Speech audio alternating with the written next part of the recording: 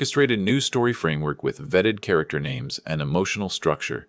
Orchestrated news story framework with vetted character names and emotional structure. The week before Thanksgiving, my son called me and said 11 words I have replayed more times than I can count.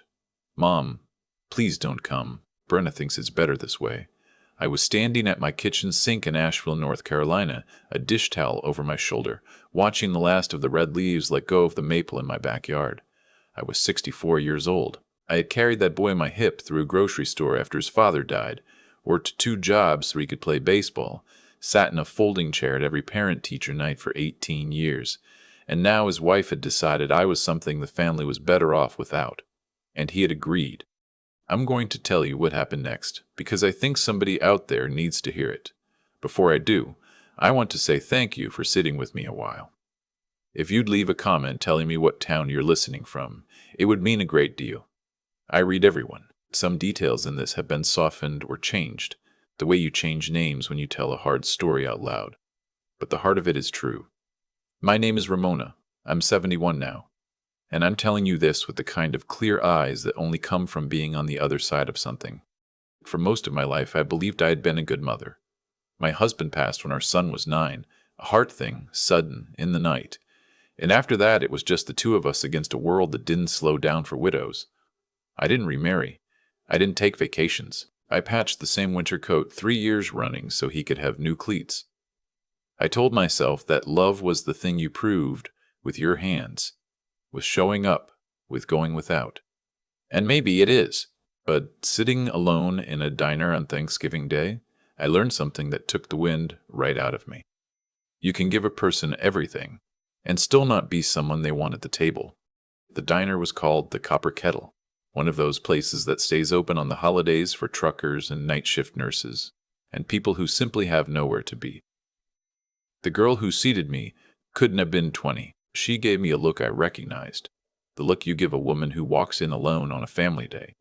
And she put me in a booth near the back, away from the window where 2 big tables were pushing chairs together and laughing. I ordered turkey because it felt like the thing to do, and coffee, and I sat there pushing gravy around a plate while my mind went back again and again to the phone call from 4 days before. I had asked him what better this way meant. Better for whom? We had spent the last 6 Thanksgivings together, every one, since he married. I had never once made trouble.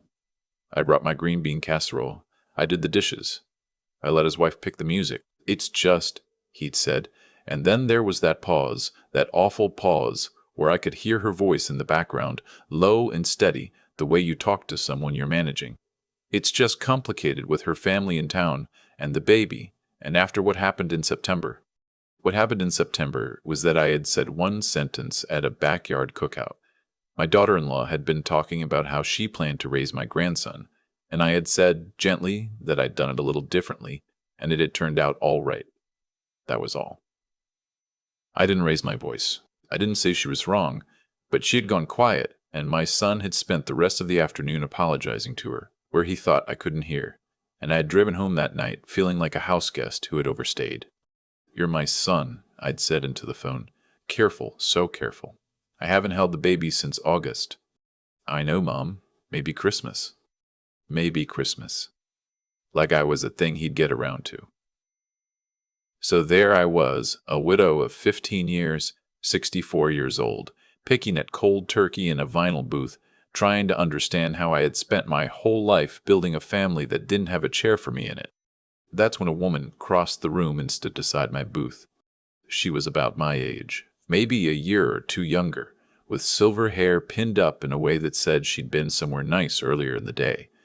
She had on a green cardigan and big amber earrings and a face that had laughed a lot. Behind her, a tall man with a cane was watching, smiling like he already knew how this would go.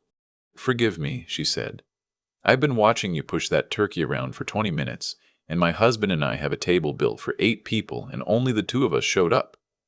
I'd be honored if you come ruin our leftovers with us." Every part of me wanted to say no. I was raised to handle my sorrows the way the women in my family always had, quietly, privately, with the door shut. I started to tell her I didn't want to be a bother. "You wouldn't be a bother," the man said, coming closer, leaning on his cane. "You'd be a mercy." She cooked for an army. I can't eat it all and stay alive. I looked at my plate. I looked at the empty bench across from me. I looked at those 2 tables of strangers laughing by the window, and something in my chest just gave way. "All right," I said. "Thank you. I think I'd like that." That first meal lasted close to 3 hours.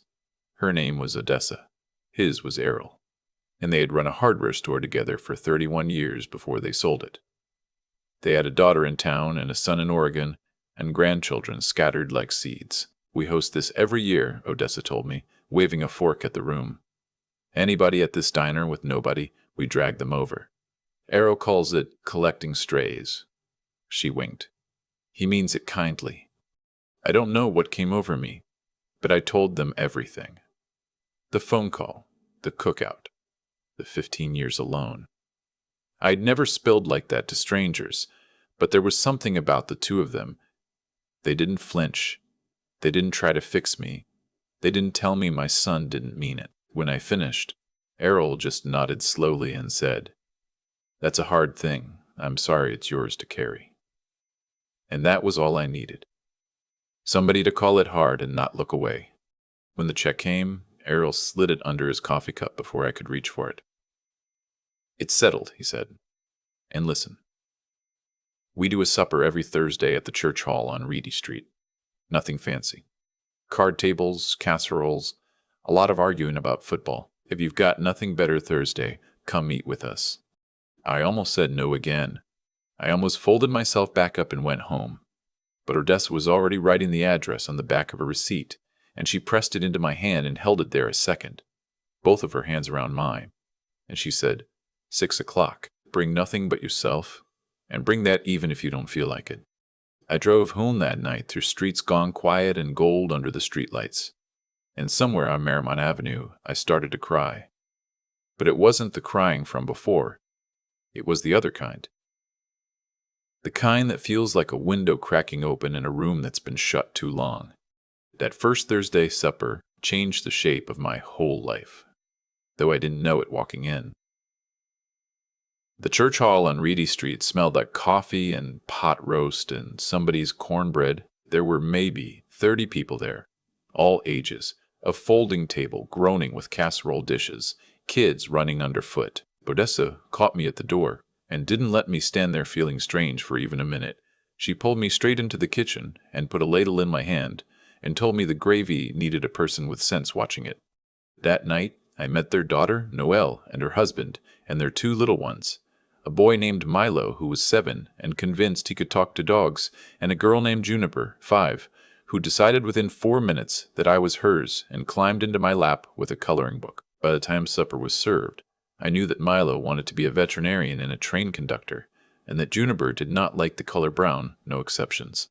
What I remember most about that night wasn't the food, though Lord, the food. It was the noise. Everybody talking over everybody else. But not the way my son's house had gotten. No eggshells, no watching the door for whose mood was about to turn. Just a room full of people who liked each other, interrupting each other out of affection. Errol kept his hand on Odessa's back when he passed behind her chair. Nobody told the children to hush. When I went to leave, Odessa hugged me at the door and said, "Same time next week, and every week after, if you want it." I wanted it. 3 months went by, then 6, then a year. Those Thursday suppers became the post I tied my whole week to. I started coming early to help set up.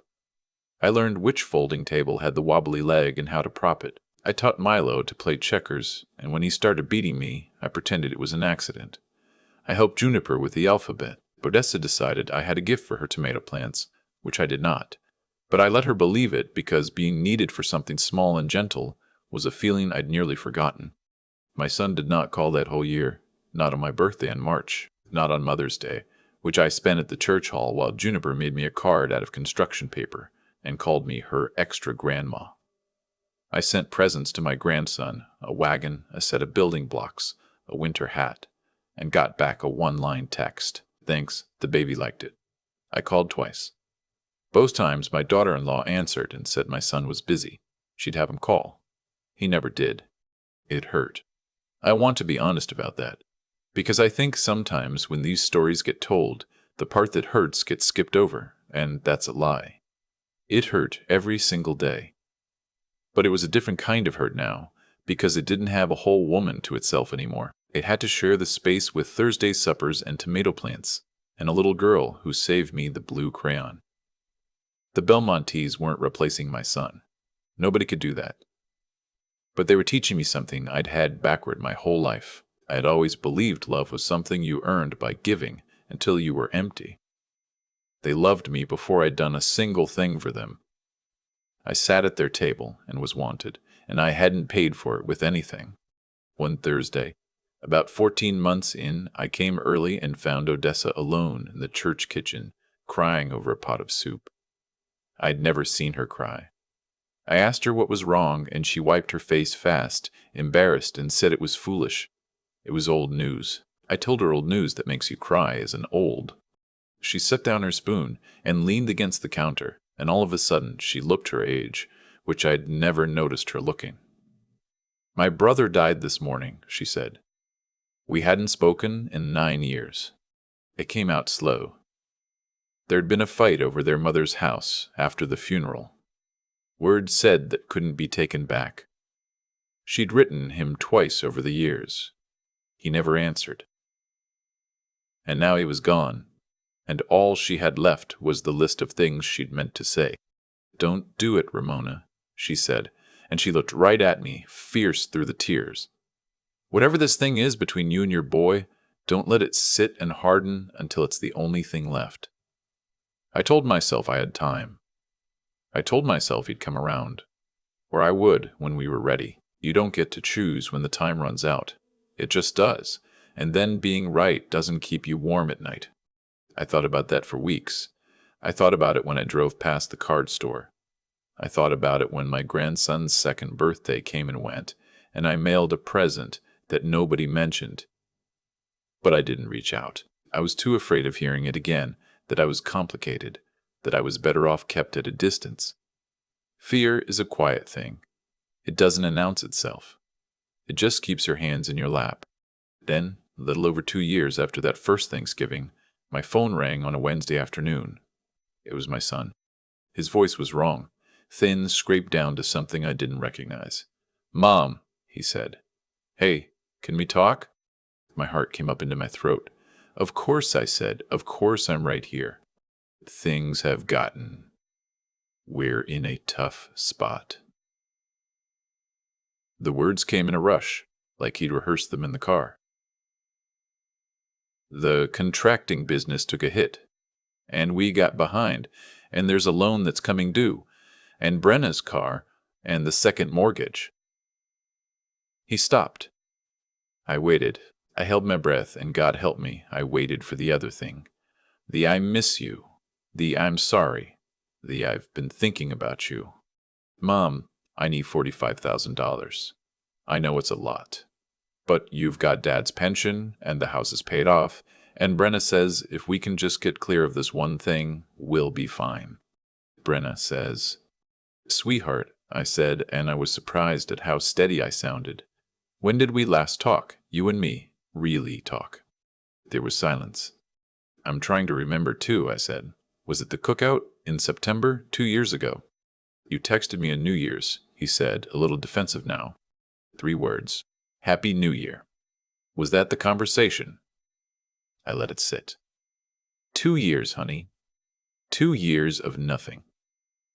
And now you're calling, and the first real thing you say to me is a number. That's not fair. His voice got harder. You know how it's been? You know Brenna and her family. You know she's got her. She's got her opinions about me, I finished. Yes, I know. I've been whatever shape your house needed me to be for 2 years. I've been invisible at every birthday, and now there's a hole in the budget, and suddenly I exist again. I'm your son. He was crying now, or close to it. Doesn't that count for anything? And the awful truth is that it counted for everything. He was my boy. He was the whole reason I'd kept going after his father died. There is no number you could name that would weigh against what that child meant to me. But he was also the man who had let his wife edit me out of his life one holiday at a time, and let 2 years go by without asking me how I was, and was not asking me now. I love you, I told him. I will love you until the day I die. But I'm not going to give you that money. Why not? You have it? Because it won't fix the thing that's actually broken. Because there'll be another emergency next year and another after that, and I'll be the bank that solves your wife's problems until there's nothing left of me. And because in 2 years you have not once asked me how I'm doing, and you're not asking now. His voice went flat and cold, and that was almost worse than the yelling. So you're choosing money over your own son? No, I said. I'm choosing not to be used by the people I love. I've got folks in my life now who set a place for me every single week, and not one of them has ever needed a thing from me. They just want me there. I'd forgotten a person could be wanted like that. I'm choosing that. There was a long silence on the line. When he spoke again, his words were measured and final. Brenna always said you were selfish under all that martyr act. I used to defend you. I'm done. And then, don't call. Don't send things to the baby. You've made yourself real clear. The line went dead. I stood there in my kitchen with the phone still warm against my ear and waited for it to flatten me. It came, eventually. That night, in the dark, it came hard. But riding alongside the grief was a thing I hadn't expected, and I felt almost ashamed of it. Relief.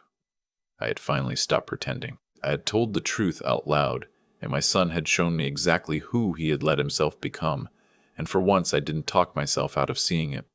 I drove to the church hall that evening, even though it was a Wednesday, and there was no supper.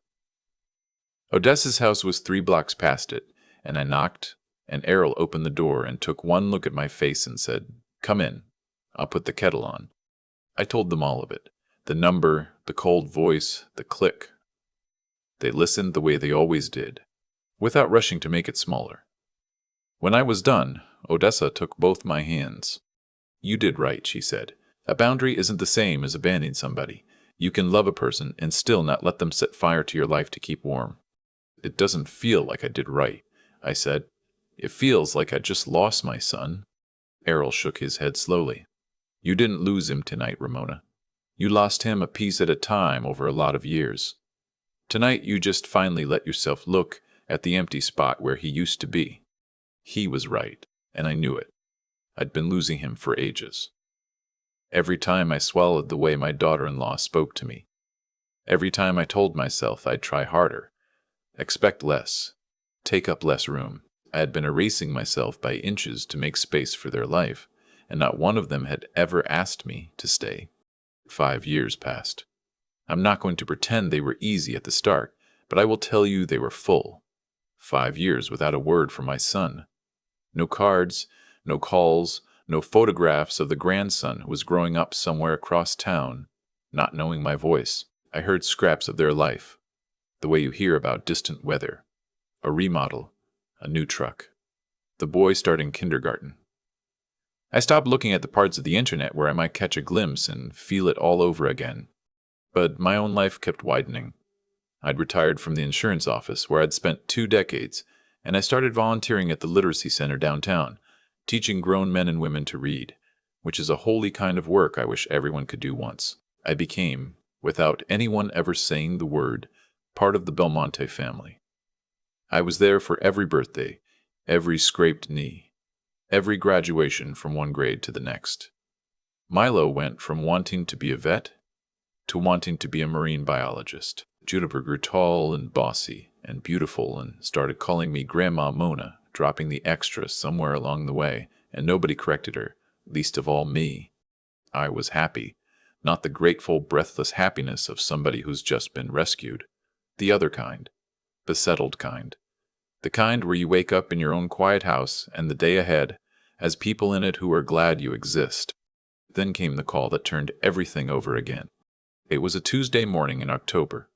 I was at the literacy center, leaning over a worksheet with a man in his 60s who was sounding out the word harvest for the first time in his life, when my phone buzzed with a number I didn't know. I almost let it go. Is this Ramona? A woman's voice, young, tight with crying. I'm... You don't know me. I'm a neighbor. It's about your son. And your grandson. My whole body went cold. There had been a fire. Not a big one, the woman said. An electrical thing in the kitchen wall, the middle of the night.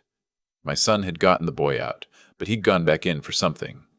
The woman didn't know what, and the smoke had been bad. They were both at Mission Hospital. My daughter-in-law, it turned out, had left months ago. Packed up and gone to her sister's in Charlotte, and left the two of them, and there was no one else.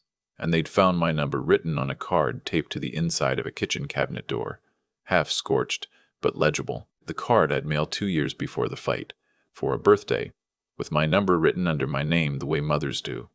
He'd kept it. Through everything, through the wife who hated me, through the years he told me not to call. He'd kept my number taped where he'd see it every single day. The drive to the hospital took 20 minutes and aged me a decade. I called Odessa from the car and told her not to come. It was the middle of a workday. It was too much. Ramona, she said, in a voice that ended the conversation. We are already in the truck. My grandson was in a regular room by the time I got there, more scared than hurt, a boy of 7 with smoke still in his hair, and his eyes huge in his small face. My son was worse, smoke inhalation, a burn on one arm, oxygen tubing under his nose. When I walked in, he was asleep, and the boy was sitting in the chair beside the bed, not touching anything, holding himself very still the way children do when the grown-ups have all run out of answers. He looked up at me. He had my husband's chin. He had no idea who I was. Are you a nurse? He asked. No, baby, I said, and I crouched down to his level. I'm your grandma, your dad's mom.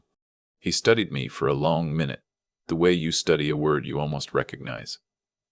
Dad has a picture of you, he said finally. In his wallet. From when he was little. He said you went away. I had not gone anywhere. I had been 20 minutes across town the whole time. But he was 7, and his father was in the hospital bed, and his mother was in another city, and the last thing on earth he needed was for me to set the record straight. I'm not away now, I said. I'm right here, and I'm not going anywhere. Odessa and Errol came through the door 10 minutes later. Odessa took one look at the boy and had him fed and warm and distracted within the hour.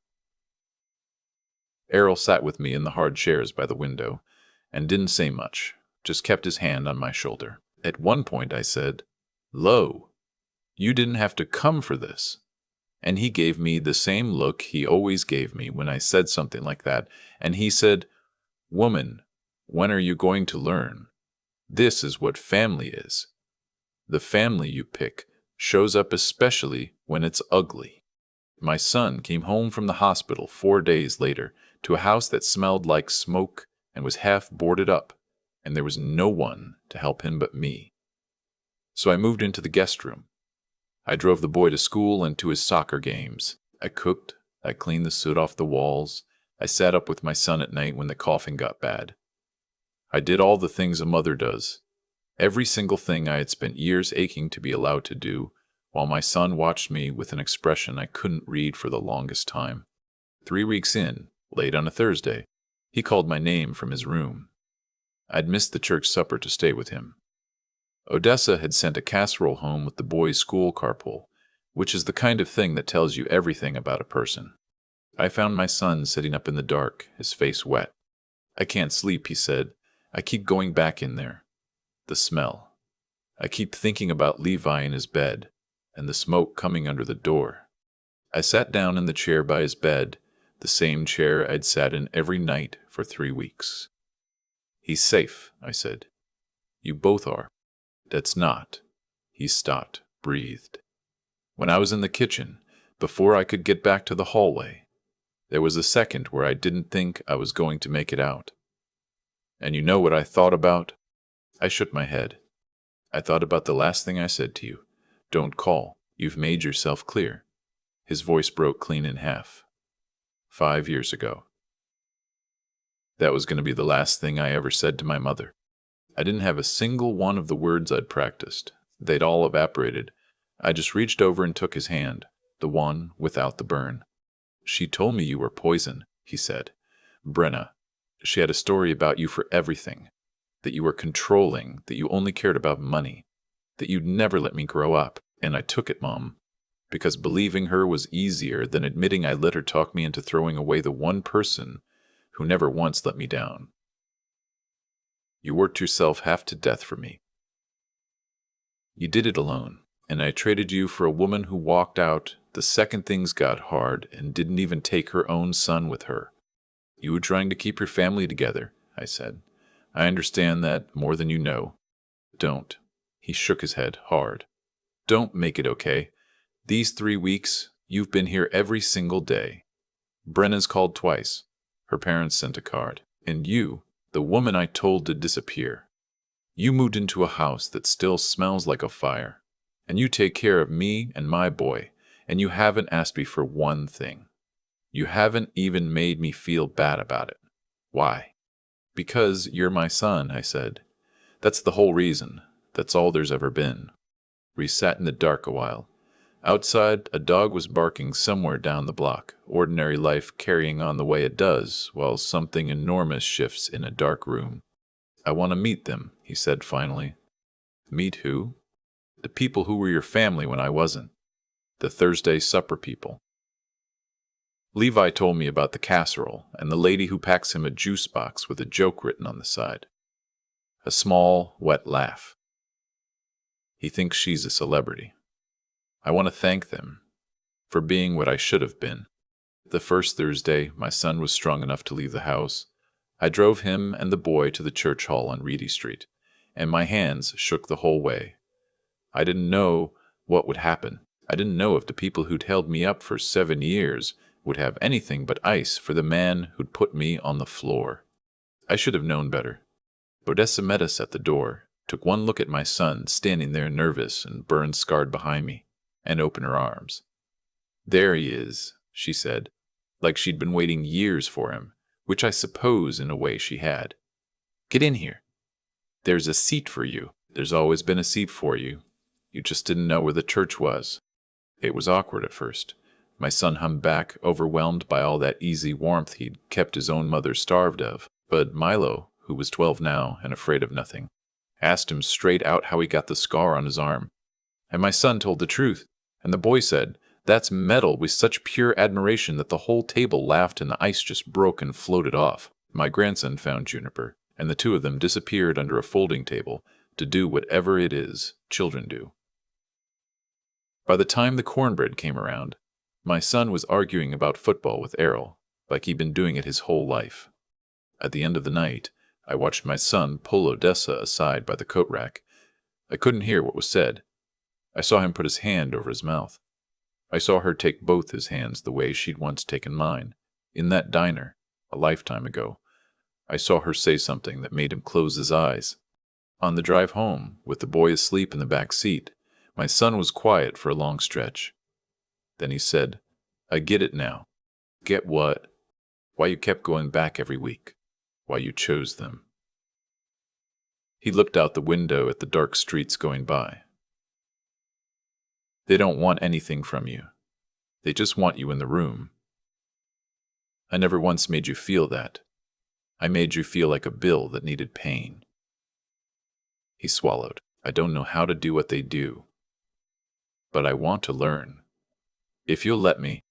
I didn't trust my voice, so I just reached over and squeezed his hand, the way I had in the dark hospital room, the way I had when he was a boy, and the world was too big. The divorce was finally 8 months later. It was ugly and expensive, and it took a long time, but my son came out the other side of it more himself than I'd seen him in 15 years. He and my grandson moved into a smaller place across town, closer to me, closer to the church on Reedy Street. My son started coming to the suppers. He's the one who fixes the wobbly table now. He learned.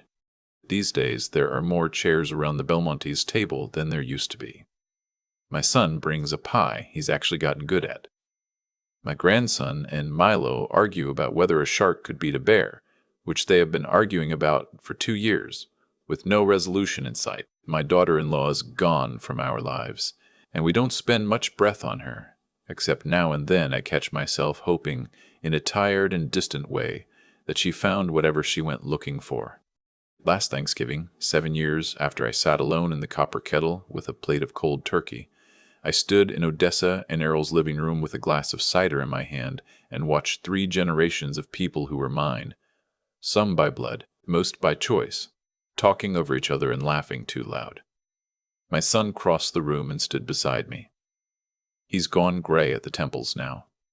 He bumped my shoulder with his, the way he did when he was small. "Hey, Mom." "Hey, yourself.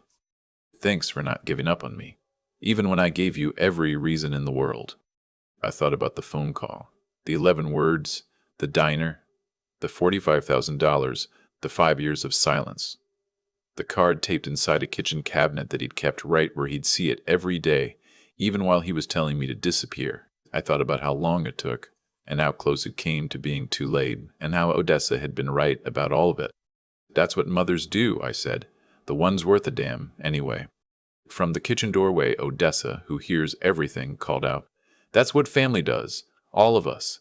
The trick is letting it." And she raised her glass, and the whole loud, beautiful room raised theirs, and so did I. If you're sitting somewhere tonight on the wrong side of a silence with somebody you love, I want you to hear me. It is not too late. It is not too late to draw a line that keeps you whole. It is not too late to say yes to a stranger who sees something in you worth a chair at their table. And it is not too late to be found. Family was never about whose blood you carry or whose name is on the paper. Family is about who keeps showing up, not because they owe you, but because they choose you, over and over, on the ordinary Thursdays when nobody's watching. A stranger chose me on the loneliest night of my life, and because she did, I got everything back, and more than I'd lost. The best answer to the people who decide you're too much trouble isn't anger. It's a life so full of love that someday, if they're lucky, they look up and finally understand what they let go of, and find the door still open and the plate still warm, waiting. For a long time, I believed the night my son told me not to come was the night my life fell apart. I know now it was the night it started over. If Odessa hadn't crossed that diner floor and refused to let me sit alone with my cold turkey, I'd have driven home and shut the door and kept shrinking until there was nothing left to find. One stranger's small act of decency set the whole rest of my life in motion. And that's not luck. That's what happens when somebody chooses to do the kind thing instead of the easy thing, and it taught me to do the same. Here's what I've come to understand. Every cold word my son said to me was the harvest of something planted years before, my own habit of swallowing hurt to keep the peace, of teaching the people I love that they could take from me endlessly and I would never push back. When I finally said no to that $45,000, I wasn't being hard. I was telling the truth out loud for the first time. And the truth has a way of forcing everything into the light. Brenna left when there was nothing more to take. My son came back when he ran out of ways to lie to himself. None of that was accident. It was cause meeting consequence, the way it always does if you live long enough to watch. If I could hand you anything from all of this, it would be 3 things I had to learn the slow way. The first is to keep your decency even when you're the one being wronged, not because it earns you anything, but because it's who you get to remain. The second is to use your good sense about people. Love somebody, yes, but watch what they do, not what they say, and don't mistake being needed for being valued. I confused those two for 30 years. The third, and the hardest, is the plain stubborn strength to hold the line once you've drawn it. Saying no to my own child while my hand shook was the bravest thing I ever did, and it's the reason any of us are at that table now. I'm 71. I have a son who fixes the wobbly table, a grandson who argues about sharks, and a found family who chose me on the loneliest night of my life. I didn't get any of it by being agreeable. I got it by finally becoming a woman who could be kind, see clearly, and stand her ground all at once. That's the whole of it. Be good to people, be wise about them, and be strong enough to stay whole, and leave the door open, because the ones who left sometimes find their way home.